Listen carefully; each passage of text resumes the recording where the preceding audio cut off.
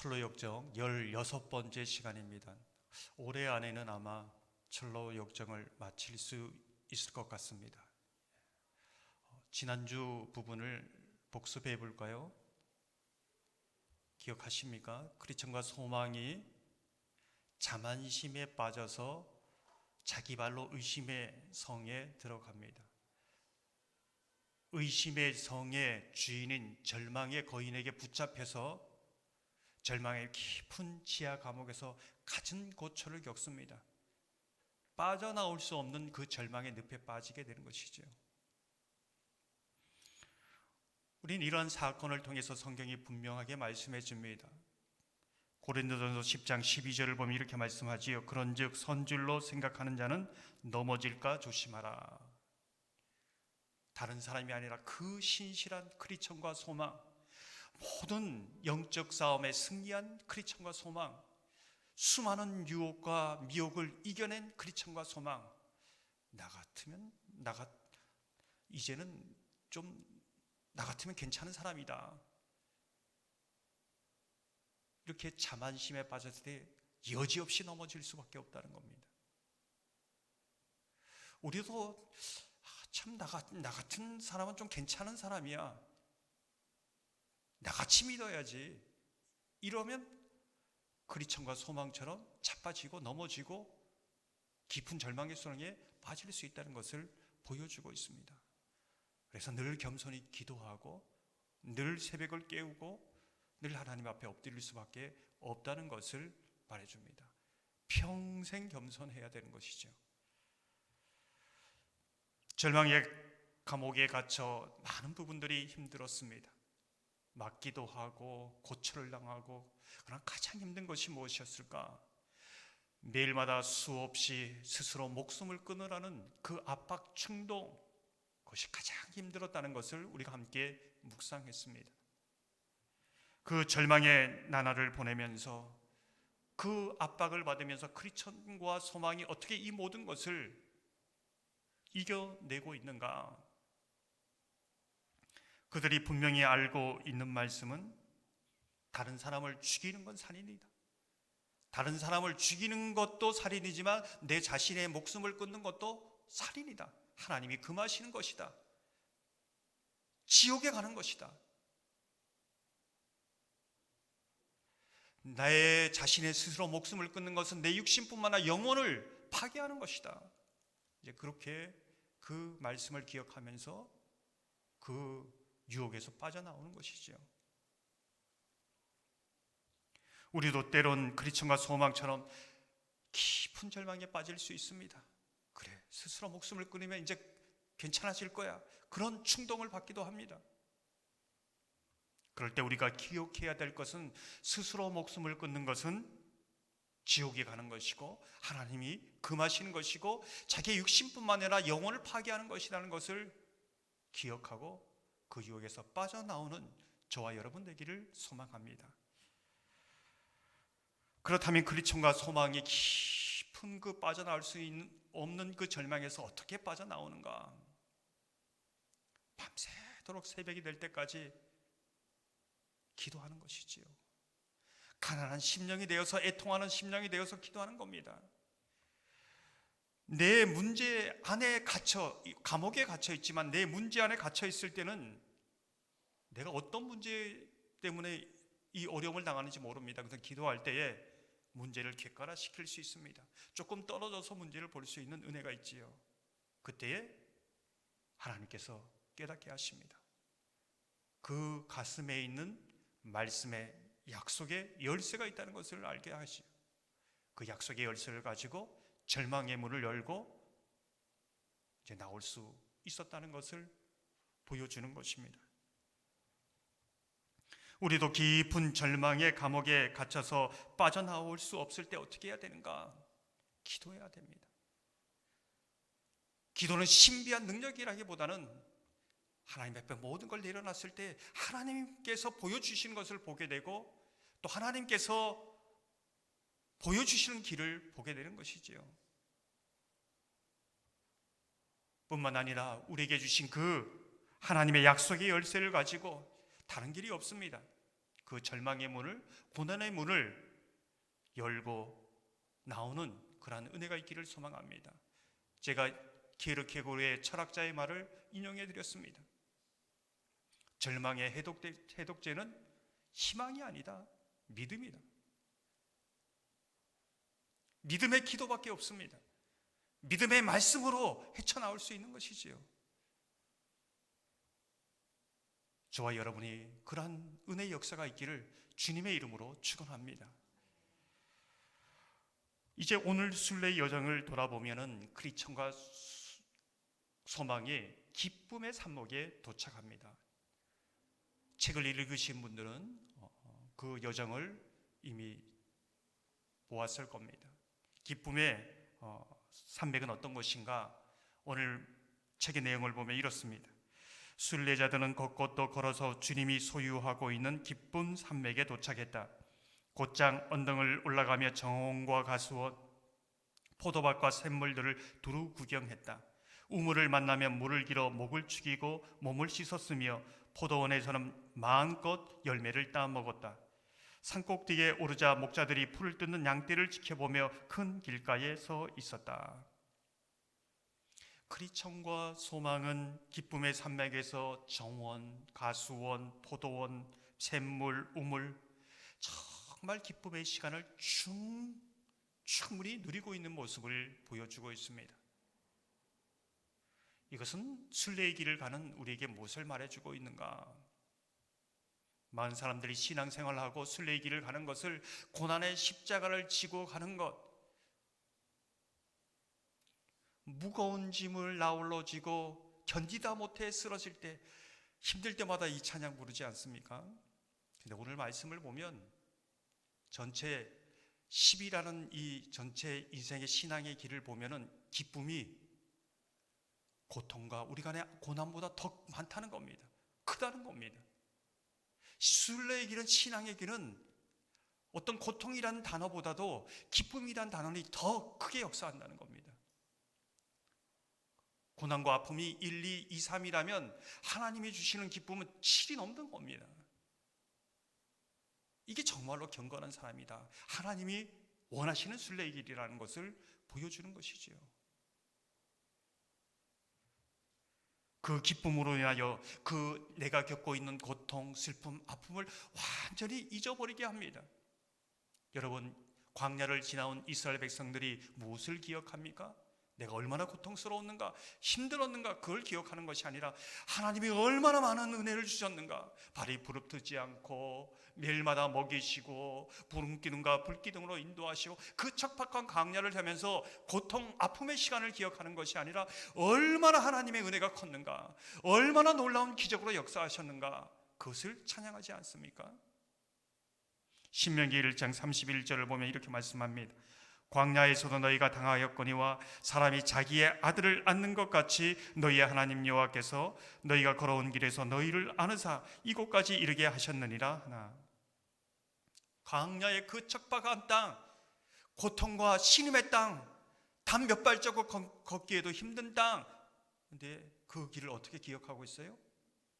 하나님이 자기 아들을 안는 것처럼 안고 오셨다.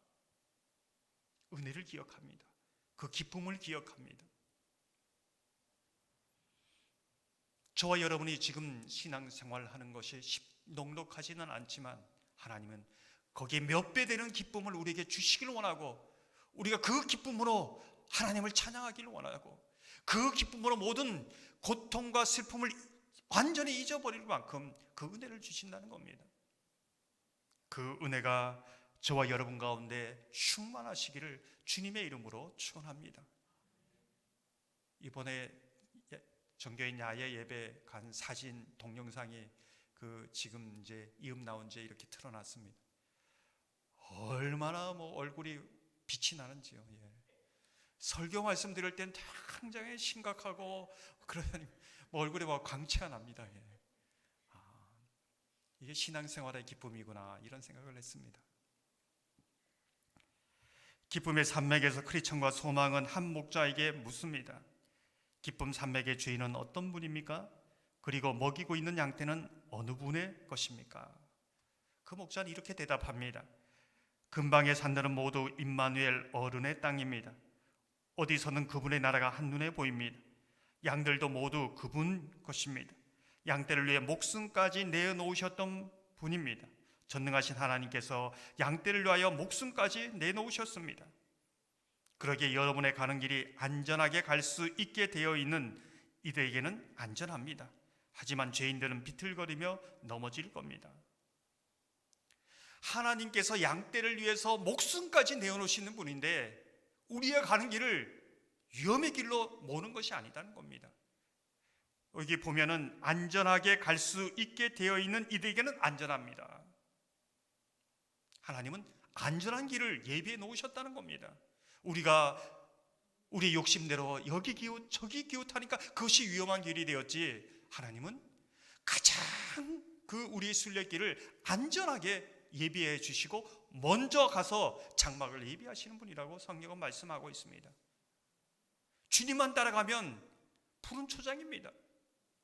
주님만 따라가면 가장 안전한 곳입니다.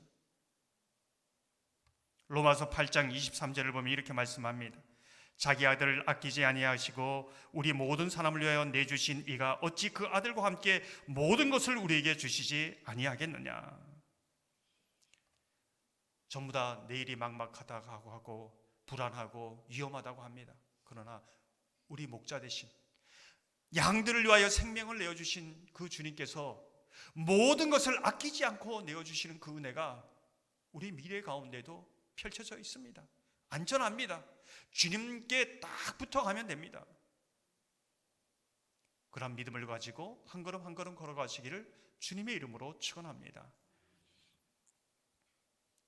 목자는 그리천과 소망이 긴 순례의 여정을 걸어온 것을 의아해하면서 이렇게 말하고 있습니다.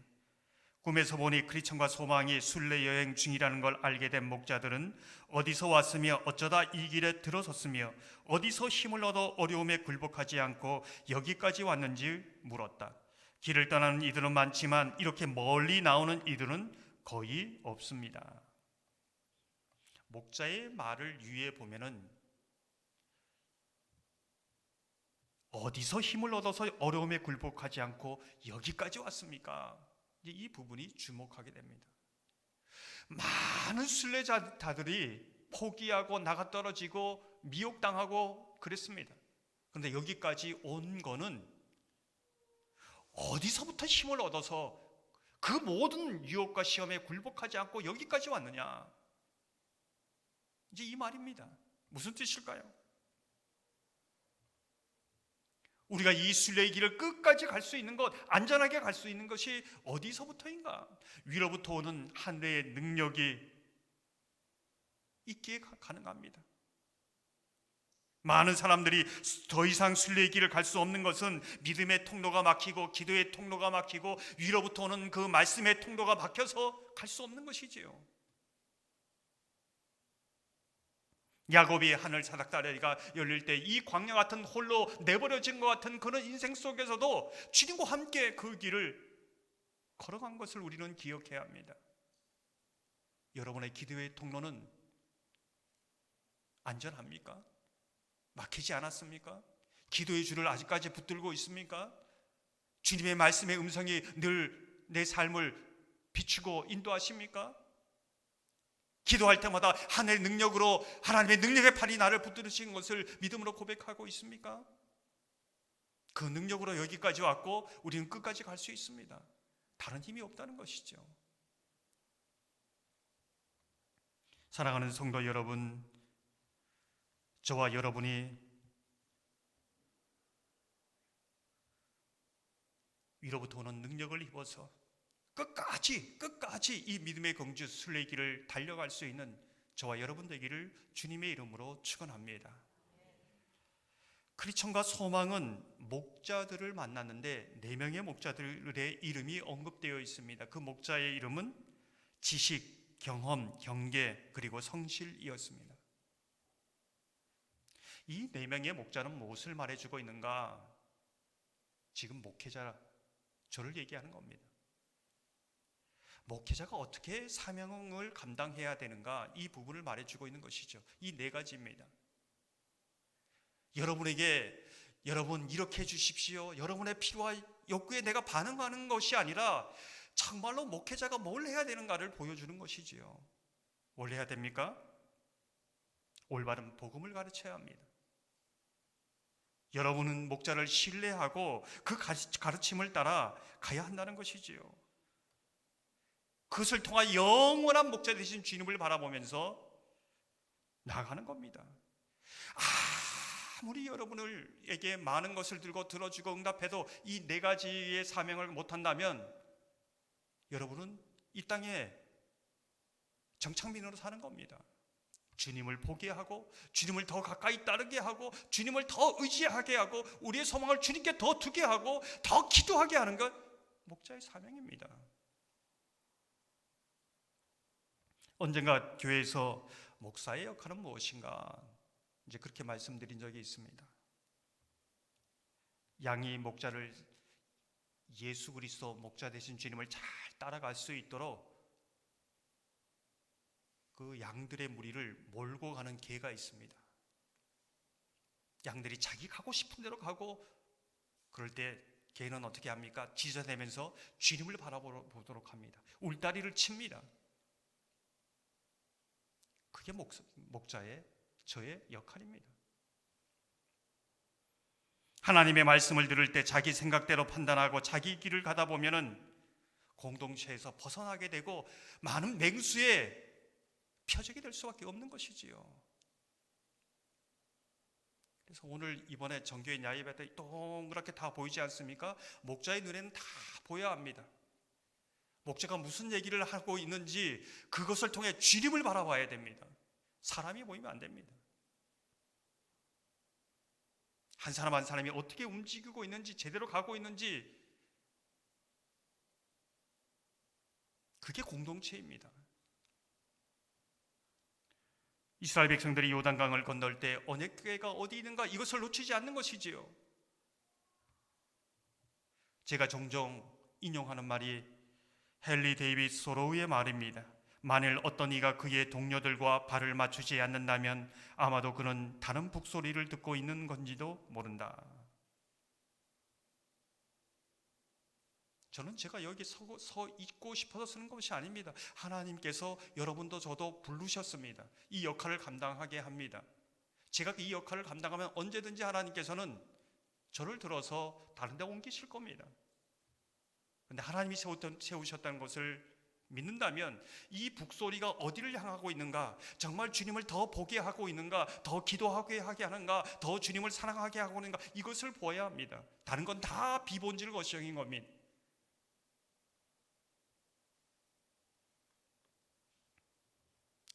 우리가 이 네 가지 목자의 이름, 목자의 역할만 할까? 우리 신앙생활의 가장 중요한 원리를 얘기하고 있습니다. 우리 신앙의 가장 본질을 얘기하고 있는 것이죠. 그게 무엇일까요? 제가 종종 그 신앙생활의 가장 핵심된 기본 베이스를 말씀해 드린 적이 있습니다. 그것이 뭘까요? 성경을 매일 아침 저녁으로 읽고 나의 의문 되는 걸 주님께 묻고 주님의 대답을 기다리고 소통하는 겁니다. 이게 가장 기본. 문제가 있을 때마다 사소한 문제, 그것이 어떤 사람에게도 얘기할 수 없는 문제를 주님께 묻고 대답을 기다리는 거죠. 그게 소통이 될 때에 내가 주님의 양이 되는 겁니다. 주님과 동행하는 겁니다. 이게 가장 신앙의 기본 베이스입니다. 오늘 이제 이 말씀을 보면 지식, 경험, 경계, 성실, 무슨 뜻일까요? 계속적으로 하나님의 말씀으로, 지식으로 자라가야 한다는 겁니다. 그래서 성경책을 손에 놓지 말아야, 평생 놓지 말아야 됩니다. 이 성경책도 자기 자의대로 해석하는 것이 아니라 이 하나님의 말씀을 바로 해석할 수 있어야 합니다. 근데 여기서 그치면 안 됩니다. 지식은 어디로 갑니까? 경험으로 갑니다. 내가 오랫동안 설교 말씀을 너무 많이 들었어, 성경 공부 너무 많이 했어, 잘한 겁니다. 그러나 경험으로 가야 됩니다. 이 말씀을 순종하였더니 하나님이 이렇게 역사하였고, 이 말씀이 정말 나의 진리고, 이 말씀이 나의 정말로 내 고백의 말씀이다. 이 경험, 체험이 있어야 돼. 살아있는 지식이 되어야 된다는 겁니다. 그러면 이 경험이 쌓이면 경계가, 내 울타리가 됩니다. 수많은 맹수들이 있고 막 불뱀들이 있는데 이 지식의 말씀이 경험이 쌓이면 하나의 울타리가 되어서 막아줍니다. 주님을 따르는 귀한 이 울타리가 되어서 지켜줍니다. 그리고 이 울타리를 안에 주님을 따르면서 성실하게 이 일을 끝까지 감당하는 것, 이게 신앙의 가장 기본 원리입니다. 어떻게 보면 신앙은 굉장히 단순한 거죠. 지식, 경험, 경계, 성실, 이 네 목자가 우리의 신앙생활이 어떠한 것을 가장 잘 보여주는 것이죠. 사랑하는 성도 여러분, 하나님의 말씀에 자라가고 그 순종해 가면서 그 경험들이 울타리로 나타나고 그 경계를 유지하고 보수하며 신앙의 그 순례의 가드라인을 견고히 해가는 은혜가 있기를 주님의 이름으로 축원합니다. 목자는 그리천과 소망을 여러 산봉우리로 이끌어가면서 무엇을 보아야 하는지 이제 가르쳐주고 있습니다. 첫 번째 봉우리가 실족이라는 이름의 봉우리입니다. 책의 내용을 보면 이렇습니다. 목자들은 아래를 내려보라고 했다. 벼랑에서 떨어져 산산조각이 난 주검들이 눈에 들어왔다. 이 실족의 봉우리를 보면서 그리천과 소망이 목자에게 묻습니다. 도대체 이것은 무엇입니까? 그때 이렇게 대답합니다.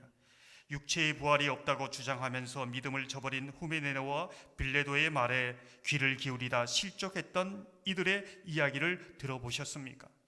순례자들이 고개를 끄덕이자 목자들이 말을 이었다. 방금 여러분이 본 낭떠러지 아래로 추락해서 박살이 난 시신들이 바로 그 이들입니다. 보시다시피 지금까지 땅에 묻지 않고 저렇게 두었습니다. 뒷사람들에게 이 산을 너무 높이 오리려 하거나 지나치게 낭떠러지 끄트머리에 다가서면 어떻게 되는지 경고하려는 뜻이지요. 2024년 이제 정책당회를 준비하면서 2024년 한국교회 트렌드 이제 단어가 한 10단어가 있습니다. 그 단어 하나 가운데 inevitable cult라는 그 단어가 있습니다. 무슨 뜻일까요? inevitable, 피할 수 없고 불가항력적인 이단의 유혹이 있다는 겁니다. 다른 사람이 아니라 순례자의 길을 잘 가는 신앙이 좋은 사람들이 신천지 하나님의 교회 모든 이단들에게 빠진다는 겁니다. 초신자들 믿지 않는 사람이 아니라 순례 길을 잘 가는 사람들이 거기에 빠집니다. 신천지에 머물면서 자신이 잘못 길을 왔다고 생각하는 사람은 한 사람도 없습니다. 지금 교회 성도 수는 줄어가는데 지금 이단, 신천지 이런 이단들의 수는 점점 늘어갑니다. 무슨 뜻일까요? 그만큼 유혹이 강력하다는 겁니다. 앞으로 2024년의 트렌드뿐만 아니라 종말을 살아가는 이 모습이 우리에게 더 현격히 나타날 것입니다.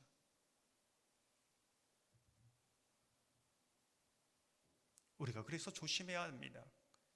그래, 목자가 실족이란 봉우리를 지나 이번에는 주의라는 봉우리로 이제 이끌어갑니다. 책의 내용을 보면 이렇습니다. 저 양반들도 한때는 여러분들처럼 순례자였습니다. 하지만 갈수록 도로의 상태가 험해지자 참길을 버리고 초원으로 들어가는 쪽을 선택했고 풀밭으로 내려서자마자 절망의 거인의 손에 붙들려 의심의 성으로 끌려가게 됐습니다. 거인은 포로들을 한동안 지하 감방에 가뒀다가 결국 눈을 뽑은 다음 저기에 내다버렸습니다. 그래서 지금도 저렇게 무덤 틈 바구니에서 이리저리 방황하고 있는 겁니다. 무슨 뜻일까요? 이단에 빠진 사람들은 두 눈이 뽑혔다는 겁니다. 어디가 바른 길인지 전혀 모르고 그냥 이렇게 무덤 사이를 막 헤매면서 다니는 모습입니다. 이 이단에 빠진 사람들의 모습이라는 거죠. 아무리 얘기해도 잘 알아듣지 못합니다. 이런 모습을 본 크리스천과 소망이 이렇게 설명하고 눈물이 하염없이 흘려내렸지만 아무 말도 하지 않았다.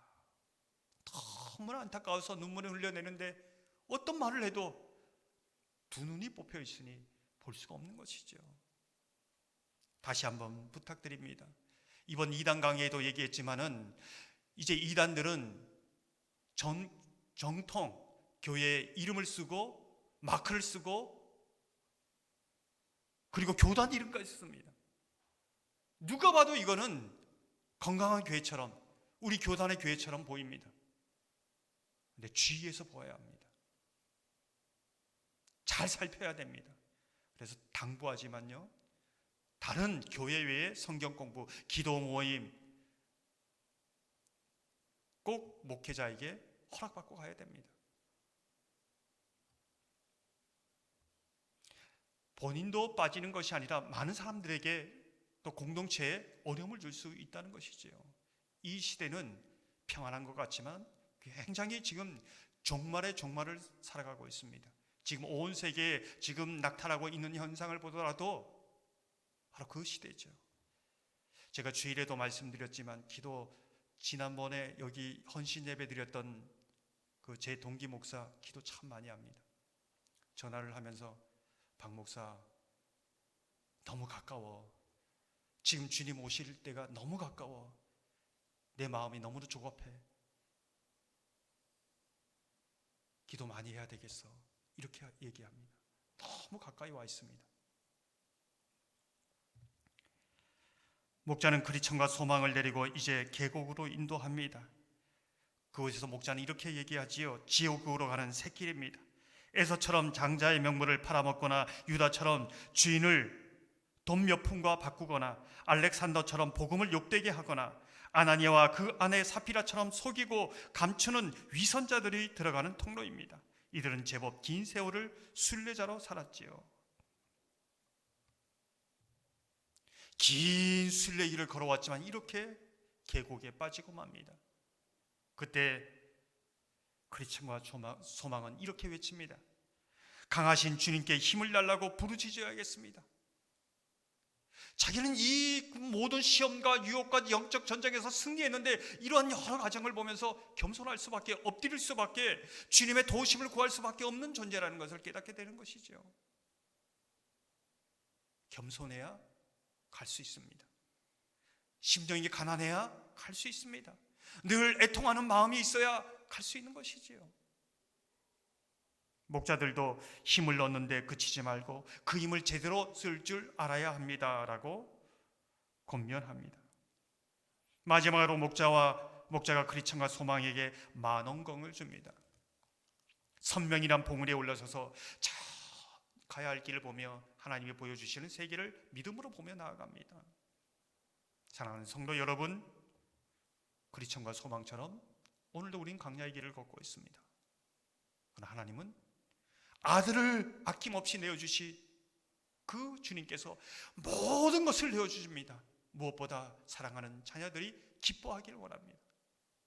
그리고 모든 길을 안전하게 준비하여 주셨습니다. 실수하지 않습니다. 실패하지 않습니다. 우리가 겸손하기만 하면 됩니다. 위로부터 오는 그 능력을 입어서 광야가 고통이 아니라 은혜의 감사로, 또 하나님의 주님이 주신 그 길을 감으로 지식과 경험과 경계와 성실을 가지고 끝까지 달려가는, 수많은 유혹과 미혹이 있지만은